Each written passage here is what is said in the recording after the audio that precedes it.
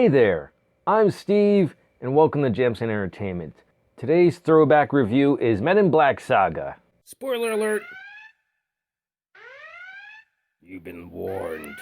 Men in Black is a 1990s action sci-fi movie that came out starring Will Smith and Tommy Lee Jones. Will Smith plays a young New York detective that's after a perpetrator. In his mind, is just for like a drug use or something like that.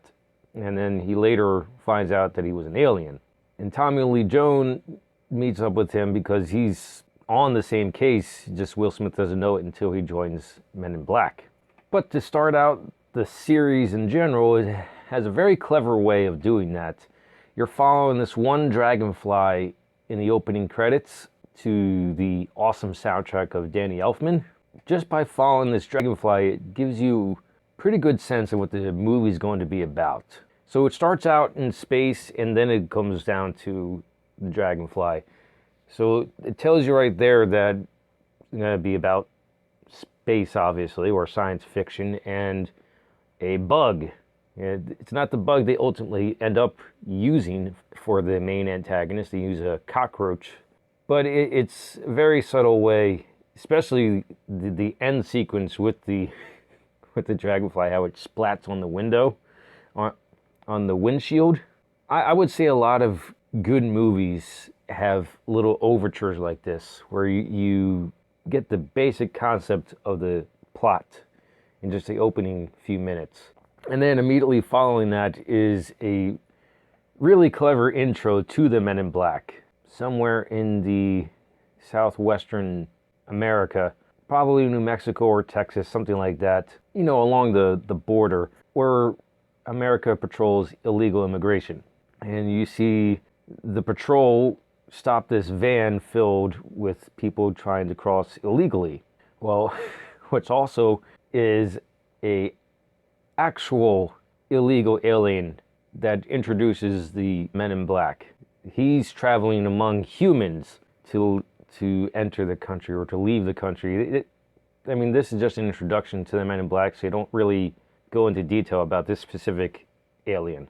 And then how they explain how the Men in Black have been kept a secret this entire time. They have the device called the deneuralizer, or is it the neuralizer?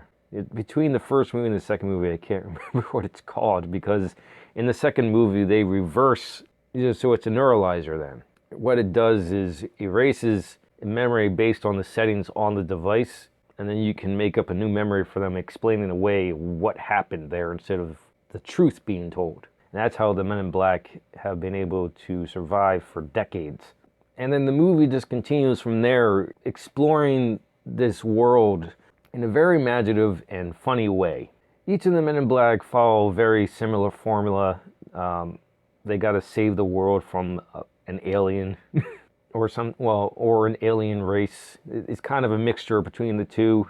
The second one suffers from sequel-itis and it is way more cartoony than the first one. And the plot's just it's not imaginative because we've seen it all before. It's just we have a new villain. The third one, I would say the first and the third one are equal in my eye. The third one involves time travel. Another evil alien that's going to destroy Earth.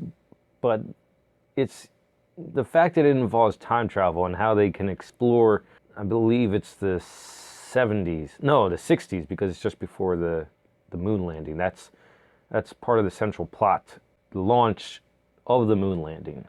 And so it's fun seeing this be a period piece as well, because it offers a commentary of how far we've come and how we treat each other. And then the fourth film, I'll be completely honest, I saw it once in theaters and it's pretty forgettable. Men in Black International is essentially the first movie again. The only difference is it's international. It's not just in New York. And instead of K being a older agent, it's H, played by Chris Hemsworth, who is seasoned, but he's not older. He's still in his prime. And the introduction of Agent M swapping out Will Smith for Tessa Thompson, a gender switch, is Tessa Thompson's character, Molly, who becomes Agent M, as a child, witnessed a M.I.B. incident, and her parents were neuralized, but she wasn't. From childhood to when you see her as an adult, she's been looking for the Men in Black, and she finally finds them, and she makes her case for becoming an agent because she found them instead of them approaching her. And that's how she gets into the agency, and then she gets shipped from New York to London because there's big bad stuff happening in London. Person in charge over in London is Liam Neeson, who's Agent C. International is a lot of the same. It probably would have been interesting to see the franchise go away from Earth. I mean, grant you, the first three films taking place mostly in New York. The fourth one goes to Florida because that's where the lunar launch starts, so that it has to take place there. But the fact that it's going from America to the world doesn't really change it much. It's still aliens trying to destroy Earth in some way, shape, or form. It would have been interesting to see them team up with an alien race to save the galaxy or even the universe. I have made my own little parody of Men in Black International, and, well, just watch. Where are those two? They're 5 minutes late. Sorry I'm late. Why are you dressed as Valkyrie? I thought we were doing the Marvel thing. No, we're filming Men in Black International. Sorry I'm late. Whoa! You almost cut me in half. Sorry. You know we're supposed to be filming M.I.B, right? Yeah, but why not fight the aliens at our best?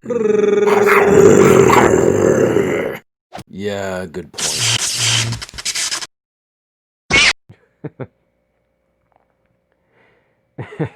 They could have, I mean, grant you, they did have the hammer joke in the movie, but I don't know. I think it would have been interesting if they well, I've only seen the movie once. Maybe they have jokes about all the main characters from other franchises they've been in. But this is just my take on it. The Men in Black saga. Really like the first one. Really like the third one. The second and fourth are mostly forgettable. Let me know in the comments below your thoughts on the Men in Black saga and which one's your favorite out of all of them. If you like what you saw, like it. If you think other people will like it, share it. If you really liked it, hit the subscribe button. Thank you for watching and live your imagination.